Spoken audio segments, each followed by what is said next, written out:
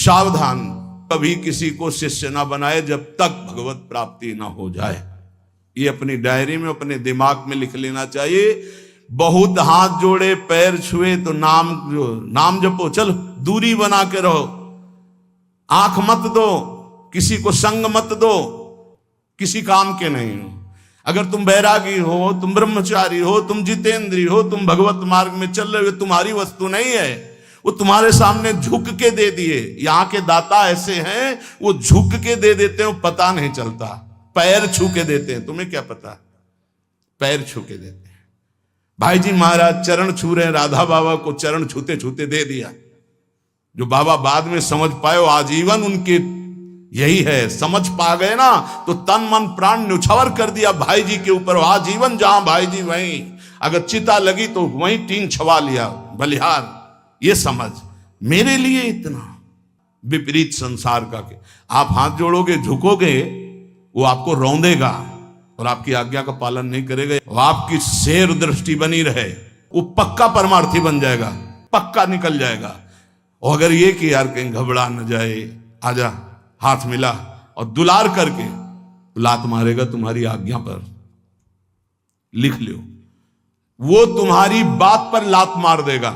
इससे शरीर पे लात मारना सहज होता है, आज्ञा पर लात मारना सबसे बड़ी बात होती है। एक गुरुजी का शरीर दर्द कर रहा था, शिष्य शरीर सेवी था, कहा बेटा आज बहुत शरीर में दर्द हो रहा है, हाथ से कुछ असर नहीं हो रहा, चढ़ जाओ शरीर पर, दबा दो।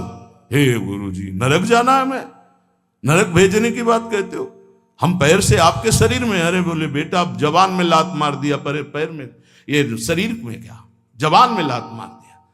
अरे गुरु का शरीर है, चाहे पैर से दबाओ, चाहे आप कह दो यहां खड़े हो जाओ, अभी खड़े हो जाएंगे, क्योंकि मेरा शरीर थोड़ी है, तो आपका है, आप आज्ञा करें, आपको जैसे सुख मिले। मैं नहीं, संसार का विपरीत स्वरूप है। इसलिए उपासक बहुत सावधान। प्रायः बड़े बड़े महापुरुषों को यहां से रो के जाना होता है। क्यों? ये संसार की कटुता है। गड़ासा खा के जाना होता है, डंडे खा के जाना होता है, पर भगवान के भी पार्षद हारने वाले नहीं। तुम पीटोगे वो तुम्हें परम पद प्रदान करेंगे। इसीलिए सदैव उनका यश गाया जाता है, पर हृदय सदैव इस बात का पश्चाताप होता है कि इस जीव को अपनी सदगति के विषय, वो बिच्छू है, बिच्छू, वो डंक मारेगा, डंक मारेगा, उसे निकालना है। बड़ा विचित्र है। फिर ये लगता है कैसे कैसे जीव हैं, उनको सतमार्ग के लिए प्रेरित करो, उनको सतमार्ग की व्यवस्था करो, उनको सतमार्ग जीवन का जो धरोहर है दे दो, पर वो लात ही मारेंगे, वो अवहेलना ही करेंगे। कैसे कैसे कल्याण हो, कैसे परम मंगल हो, वो इस विचार में है, और उनको लगता है मैं कुछ हूं, इसी से पतन हो जाता है। तो जब तक भगवत प्राप्ति नहीं, तब तक झेल नहीं सकते संसार के भाव को। ये हम आंतरिक भाव कहते हैं, हमसे बाहरी व्यवहार तो किसी से है ही नहीं। इसलिए सावधान सब साधकों से, गृहस्थ विरक्त, आपको अवसर मिला है नहीं, बाद में आप पछताओगे। अभी दुलार मिल रहा है, निकल चलो माया से। और अगर इस दुलार की अवहेलना की तो तिनकर काल रूप में भ्राता, कुष्मादपि कोमलानी, वज्रादपि कठोराणी, ये शब्द याद रखना। अगर आज्ञा का पालन करते हो तो कुसुम से भी कोमल है हमारी सरकार, और यदि उल्लंघन करोगे तो उनके प्रीतम तिनकर काल रूप में भ्राता, तो वज्रादपि कठोराणी। फिर कह रहे हैं करुणानिधि हैं, पर की बात कहा वो सुनत नहीं। वो फिर नहीं सुनते, फिर नहीं सुनते। ध्यान रखना, अभी अवसर उन्होंने ही दिया है, संत समागम का अवसर प्रभु ने दिया है। जब द्रवै दीन दयालु राघव तो साधु संगति पाइए, बढ़िया अवसर है, निकल चलो। कथा, चर्चा, सत्संग, ये सिर्फ आपके लिए हो रहा है, ध्यान रखना। आज अवसर है, निकल चलो, हमारी बात मान लो, प्रार्थना मान लो। गुरु परोसता है सच्चिदानंद नाम, सच्चिदानंद रूप, सच्चिदानंद लीला, सच्चिदानंद धाम। क्या पसंद करोगे? इसी भांड को पसंद करोगे। ये मलमूत्र बनाने की फैक्ट्री है, चाहे जितना बढ़िया जूस डालो, चाहे जितनी बढ़िया सामग्री डालो, 6 घंटे में दुर्गंध युक्त। इससे प्यार, उसी दुर्गंध द्वार से निकले हैं, उसी मलमूत्र के भांड में पले हैं और फिर उसी में पैदा होने के लिए आचरण कर रहे हैं, फिर उसी गर्भ में जाएं, फिर उसी मलमूत्र के बीच में रहें। कैसी विवेक बुद्धि है। अगर निकाल करके नाम रूप लीला धाम में तो तुमको ये पसंद नहीं आ रहा, वही पसंद आ रहा है, वही मलमूत्र के शरीर में आ सकती। शास्त्र के वचन भगवान की आज्ञा है और उस आज्ञा पे चलोगे तो तुम्हें अनुभव होगा कि भगवान तुम्हारे अनुकूल है। वो कभी प्रतिकूल हो ही नहीं सकते, मंगल भवन है। लेकिन विपरीत आचरण करने के कारण तुम्हारी विपरीत बुद्धि अनुभव कराती कि भगवान प्रतिकूल हैं, गुरु भगवान प्रतिकूल हैं। ऐसा नहीं होता। इसलिए बहुत संभल करके, बहुत थोड़ा जीवन है और उसको अगर संभाल के निकाल ले गए तो भगवान की प्राप्ति सहज में हो गई। वो मार्ग मिला है जो बड़े बड़े योगियों के लिए भी दुर्लभ है। ये वृंदावन रस, इसमें विशेष साधना नहीं, इसमें केवल अनन्यता है। राधा राधा राधा मेरी लाडली, पार हो जाओगे। हम यहां बड़ों का अनुकरण नहीं करते, हम अपनी बुद्धि को बड़ों के उपदेश से नहीं तौलते, हम दूसरे से सलाह लेते हैं, दूसरे के आचरण देखते हैं, दूसरे की बुद्धि से चलते हैं। बड़े कौन हैं? गीता जी, भागवत जी और महाभागवत, जो गीता भागवत को अपने जीवन में धारण किए, उनकी बात नहीं। हम देखते हैं उन नीच पुरुषों की बात जो नीचता के आचरण करते हुए भ्रष्ट होते हुए जा रहे हैं, उनकी बात देखते हैं, उनकी बात सुनते हैं, उन्हीं के आचरण करते हैं। ये बातें पकड़ लोगे कभी फंसोगे नहीं। हम कभी एकांत में नहीं समझाते, अगर डांटना है तो सभा में ही डांटते हैं। बात हमारी पकड़ लेना। अगर हमसे जुड़े हो, चाहे गृहस्थ हो चाहे विरक्त हो, तब तक किसी को घास मत डालना जब तक प्रिया प्रीतम ना दिखाई दे दे।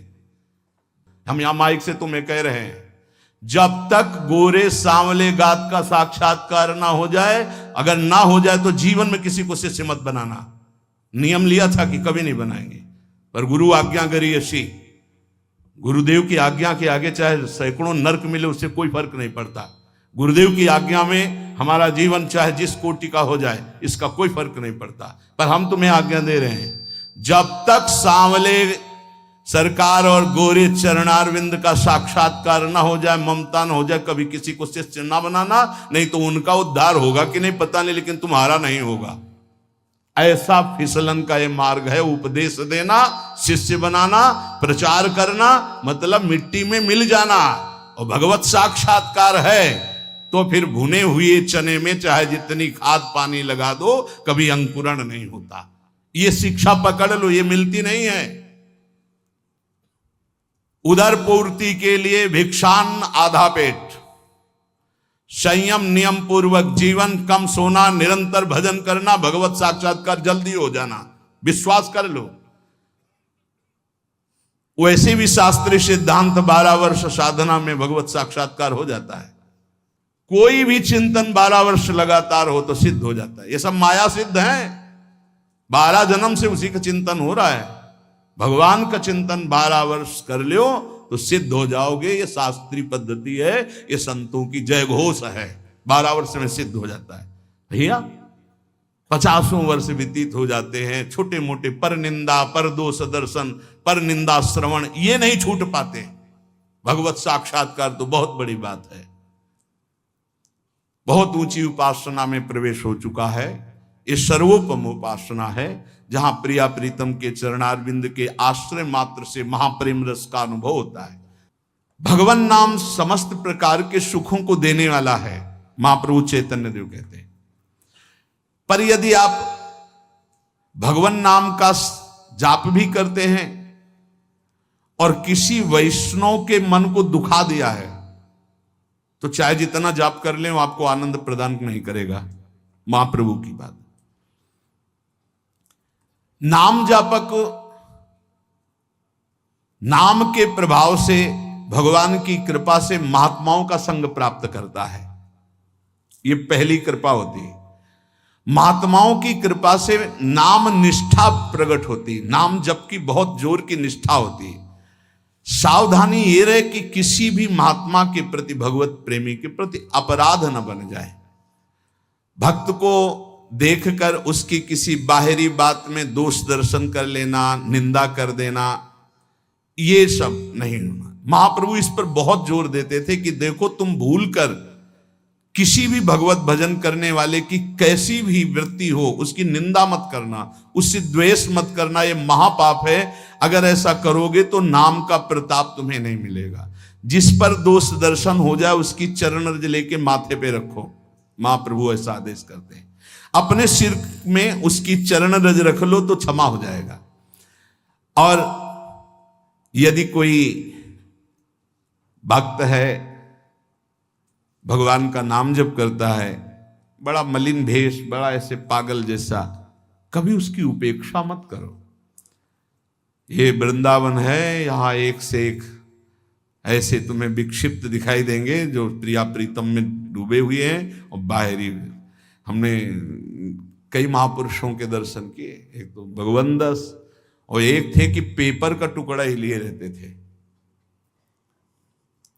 बस वैसे पेपर का टुकड़ा सामने रखते थे, जहां खड़े तो बस तंबा लगाए, बनियान पहने, पेपर का टुकड़ा। मैं तो बिल्कुल पागल। रोज परिक्रमा लगाते थे, रोज वही पेपर का टुकड़ा, दूसरा नहीं।